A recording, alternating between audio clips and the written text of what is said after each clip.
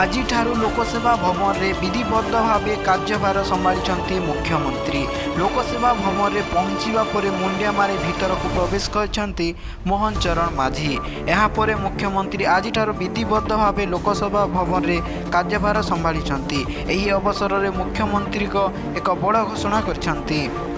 ଏଣିକି ସରକାରୀ କାମ ଓଡ଼ିଆ ଭାଷାରେ ହେବ ବୋଲି ମୁଖ୍ୟମନ୍ତ୍ରୀ ଘୋଷଣା କରିଛନ୍ତି। ସେ କହିଛନ୍ତି ଯେ ଓଡ଼ିଆ ଅସ୍ମିତା ସଂରକ୍ଷଣ ଓ ପ୍ରସାରକୁ ଗୁରୁତ୍ୱ ଦିଆଯିବ।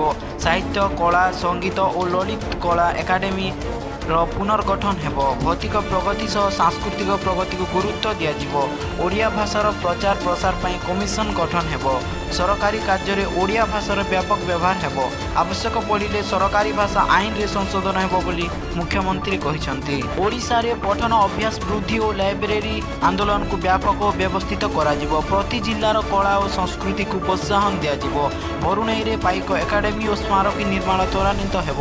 ଓଡ଼ିଶୀ ଗବେଷଣା କେନ୍ଦ୍ରକୁ କ୍ରିୟାଶୀଳ କରାଯିବ। ବିଭିନ୍ନ ଐତିହ୍ୟ ପୀଠର ବିକାଶକୁ ଗୁରୁତ୍ୱ ଦେବାକୁ ସରକାର ସଂକଳ୍ପବଦ୍ଧ କରିଛନ୍ତି।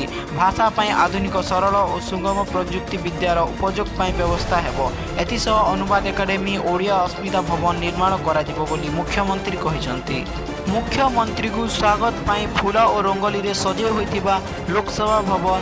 ତେବେ ଗୁରୁବାର ବିଧିବଦ୍ଧ ଭାବେ ଲୋକସେବା ଭବନରୁ କାର୍ଯ୍ୟ ଆରମ୍ଭ କରିଛନ୍ତି ମୁଖ୍ୟମନ୍ତ୍ରୀ। ଏହି କାର୍ଯ୍ୟ ଆରମ୍ଭ ପୂର୍ବରୁ ମୁଖ୍ୟମନ୍ତ୍ରୀ ମୁଣ୍ଡିଆ ମାରି ଲୋକସେବା ଭବନରେ ପ୍ରବେଶ କରିଥିଲେ। ଏହାପରେ କ୍ୟାବିନେଟ୍ ମନ୍ତ୍ରୀମାନେ ମୁଖ୍ୟମନ୍ତ୍ରୀଙ୍କୁ ପାଛୋଟି ନେଇଥିଲେ।